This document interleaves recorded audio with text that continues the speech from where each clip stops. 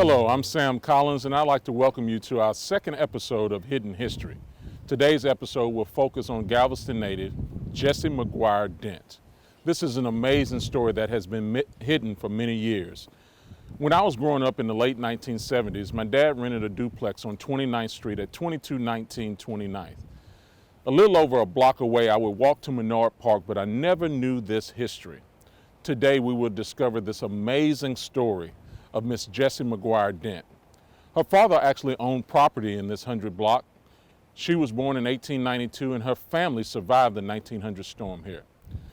We will talk to Miss Faye Williams to give us a little more insight on Miss McGuire and two of her sorority sisters, Miss Tommy Boudreaux and Miss Diane Henderson. We want you to tune in and learn this amazing story of this Galvestonian, Jessie McGuire-Dent. Well, recently I had an opportunity to stop by the McGuire-Dent Recreation Center and was amazed that this story was so hidden in plain sight. And I thought, what better way to get more background information on Miss Jessie McGuire-Dent than to talk to a couple of her sorority sisters.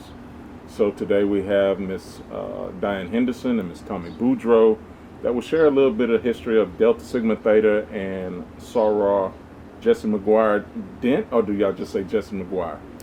Well, formally we say soror, but in public we generally just call her by her name. Well, after graduating from high school, Central High School, in 1909, she enrolled in Harvard University and was working on a teaching degree. While there, during her senior year, she became one of the 22 founders of Delta Sigma Theta sorority. And they really had the focus of working with the underserved. They wanted to be involved in civic issues. So one of the first things that they did is they participated in the Women's Suffrage March on March 3rd. 1913, which means they'd only been an organization for less than 3 months. There were some glitches. There were a lot of people who felt that they shouldn't do it. But one of the main things that was required of them after they received permission from the university to participate, they could not go off the campus without an escort. So they had to find a teacher that would lead them. So they were actually led by a man. They finally found a Mr. Montgomery Godfrey who led them in the parade. And from there, they just continued to do other projects, working in the hospital, working with the orphanage, with children, and just continued to serve others. Well, I know that she, after graduating, came back to teach here in Galveston, correct? Yes, she was a fabulous teacher. I've talked to some other people, and I have read some information about a couple of people that I knew. They said that she cared, and it makes a world of difference when you know somebody cares. To give you a couple of examples, there was Dr. Hannah Hickey from Galveston. He took Latin from her. She taught Latin. And he took Latin from her for 4 years in high school. He went on to get his bachelor's, and then he was in graduate school. And he said he needed to know more about Latin. So he contacted her. He was at the University of Pittsburgh, I believe. He contacted her, and she sent him 2 Latin books. He thanked her very much. He said with that, he was able to go ahead and pass the entrance exams in Latin and German to get into the doctoral program. Another person that she taught was Miss Alicia Urquhart, and then later she encouraged her to become a teacher. She was also a mentor to her because after Mrs. McGuire-Dent passed, she became the dean of girls. And I knew Miss Urquhart, and she was a lovely person. So you have a mentor like that. It's really important. Well, when she returned to Galveston, of course, as Miss Henderson has said, She taught English and Latin, but she was very involved in a lot of organizations, still carrying on the mission of Delta Sigma Theta Sorority. But around 1915, the city of Galveston wanted a park, and Mr. McGuire owned the land on 28th Street from Seawall Boulevard to probably, that's hour and a half back to Aura. And he had applied to establish a park. In fact, she actually had a park, and his home was there. But the city of Galveston, with eminent domain, acquired the land, and they then decided they had the park. But what happened is that they actually moved his house to Avenue Aura, which is 2818 Aura. Over the years, the Menard Park was deteriorating, but when the citizens were aware that they were going to renovate the park and have a new recreation center, in fact, Mrs. Collins, one of our sorority sisters, who knew her and knew the family fairly well, she and some citizens of Galveston decided they would ask the city of Galveston to name the park for Mrs. Dent, as well as her father, Robert McGuire. So McGuire-Dent on there. McGuire is for the father and Dent is for Mrs. Dent. And so they did, and I guess it was like 1999, am I correct? Around 1999, yes. They, with this park board supporting it, they decided that they would name the recreation center McGuire-Dent. Her mother's name Alberta, and she was the second child of three born to Robert McGuire and Alberta McGuire. And she was born 1891, March 24th, 1891. Some records show, I know in the census, I checked the census, they indicate that she was born in 82, but Delta Sigma Theta Sorority has always had 1891. So we have followed through with that date. Mr. McGuire was a policeman, and in fact, in the newspaper, I guess it was 1907. Apparently, they appointed their police staff and teachers and so on. It may have been done yearly, but he was one of two colored policemen in 1907.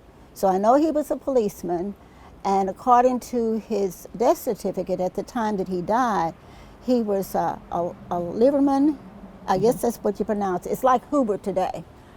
He gave people ride. He, picked them up and shopped for them. He also indicated that he did auto repair. So he had an established business, and he was well known in the community. So Mr. McGuire lost his home in the 1900 storm. That mentioned that, and he rebuilt and really built a larger home after the storm. Yeah. She had a brother and a sister, and her sister, I think she may have been the oldest one, but I know she died at a young age. And her brother also died, I guess, well, I would say he was fairly young, somewhere between 20-something and 30 years old. Her father died when he was only 51 years old, so, and that was like in 1920, shortly after 5 years after his land was purchased from him. She did get married. She married an attorney, Thomas Dent, in 1924. And they had one son, Thomas Dent Jr. However, he died at a young age in 1940. I think he was about 11 years old. So as she continued to do the work that she enjoyed doing, helping others, she also, after that time, she was a leader in organizing the chapter of Delta Sigma Theta here in Galveston, and the charter was Gamma Delta. If you look through the papers and just start searching her from the time she returned to Galveston until she died, you'll find that she was a pianist. She played for a lot of programs, some of the special events in Galveston, and she was singing, she did solos, she was a speaker at so many events, and she was involved with NAACP, and she belongs to, what was the women's group that she belonged to, you remember? Well, there was a national organization of Black Women Federation, and they had, I know in Galveston, there were various Black women's organizations that did things to improve the life of the people in the Galveston community, and she belonged to some of those. I mean, like the hospital aid and everything, and they had state meetings, and I believe that this is probably a background, and she belonged to at least one of them. I can't tell you the name. Yes, and I'm going to say that she is my hero. I went into education, retired as a principal with GISD, but because of her, when I was hired, I was able to be one of those. Of course, it was several years later, had equal pay. For years, the Galveston teachers had gone to the Board of Trustees at that time it was called the Free Public Schools of City of Galveston. It wasn't Galveston Independent School District. And in fact, going through, I would say Galveston Independent School District now, their files on the request for equal pay, I did notice one of the board members where in 1930, Mr. A.W. McDonald and some other teachers had gone to the board to ask for equal pay. Well, around 1943, she was a single woman at that time. She was the plaintiff to file a suit for equal pay. And the interesting thing about her suit is that it wasn't just for teachers. She wanted to have equal pay for principals, deans, and secretaries. I'm thinking that her thinking was anybody that had any type of certification or certificate should be paid equal to the white teachers. It was discovered that historically, Galveston Independent School District or the free schools of City of Galveston paid 20% less to all of their African American educators. W.J. Durham from Sherman, Texas, he was her attorney. And I'd like to emphasize that because in some documentation of that case, people indicated that her ex-husband was her attorney, and he wasn't. So it was Mr. Durham from Sherman, Texas. Actually, the judge that was that made the decision in the plaintiff's favor indicated that what they were doing was unconstitutional. Of course, the board said that they couldn't afford to equalize the pay. So the judge decided that, okay, you're going to do this, and I'm going to give you three years to do it. So starting on June 15th, 1943, he even in his presentation indicated how much they were to give them each year, and to make sure that if there were any bonuses given to white teachers, that the African American teachers would also get the same bonus. Hero. And my mother benefited, Florence Henderson benefited from that, and my grandmother, Viola Thetford, because they were teaching in Galveston at that time. And Mrs. McGuire-Dent and my grandmother had gone to school together, and they were great friends. So it really helped a lot of people. Well, I would like to say that for her to venture out and be involved in some of the things she did, she was I would say, especially with the lawsuit, she was a very daring and bold woman. we're speaking of a African American woman, a divorcee, um, alone. And I always wondered why some of the men didn't take on the challenge. But she apparently I don't know, but I know they in her and Mr. Durham presenting her, he made it very clear that she was a taxpayer and uh, she was just an excellent a person to do this. I really, really wanted to become a Delta then, not just because my mother and my aunt were Deltas, but because of the things they did. And with people like that, the world becomes a better place. So we really need to know what people have done and what it encourages us. If she could accomplish those goals when there was a lot stacked against her, a lot of obstacles to face, we can accomplish goals with God's help. On behalf of the Bryan Museum and the community of Galveston, I'd like to thank you for sharing that important history and story of Miss Jessie McGuire-Dent.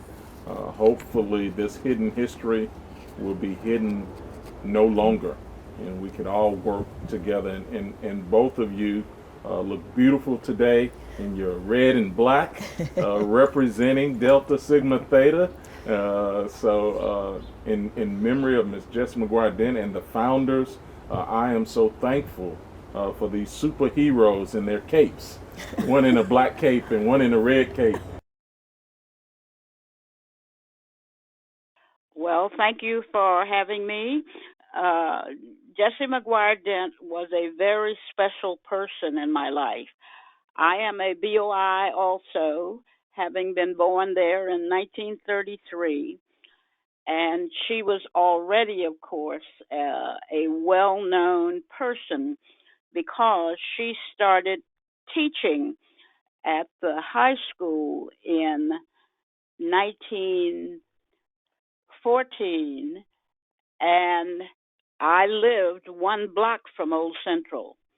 And she was one of the few women black women at least, that I saw almost every day, who drove her car,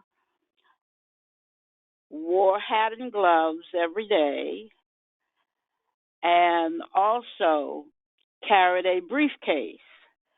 So she stood out for me as a child because she was so different from all the other women who were in my life. Also, I was a regular library attendee, and the colored branch of the Rosenberg Library was on the west end of Central High School. And Miss Davis, who was the librarian during my youth, made it possible for me to come to the library almost every day, and she would find books for me. So I always ran into and saw Miss Dent on my adventures. In fact, one of the stories that I tell, when I was about 9 or 10 years old, I was on my way to the library, and I was the kind of person who uh, jumped, ran, and loved being not quite ladylike. And Miss Dent stopped me and said, "We are going to walk like a lady."